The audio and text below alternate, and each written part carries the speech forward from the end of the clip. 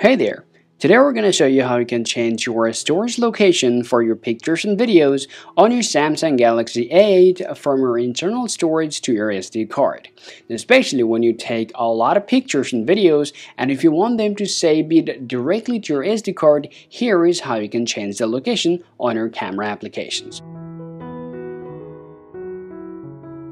Now to do that, the first work you have to do, of course, you have to be careful with your SD card. Make sure to insert it right to your Samsung Galaxy A8 tab, and after that, just go ahead and open up your camera application. And then you'll be able to see the settings or gear icon right there. Go ahead and tap in here, and just go ahead and scroll down here, and then you'll be able to see this option called a storage location. Now it is already set to internal storage here. Now if you inserted your SD card right to your Samsung Galaxy A8 tab, then you'll be able to see your SD card, which is right here now. Just go ahead and choose your SD card here. Now get back here. Now try to take some pictures, or just try to record some videos, and now let's go ahead and check where these pictures and videos are being saved. Now I have already taken some pictures and video here, so let me just go ahead and see the location.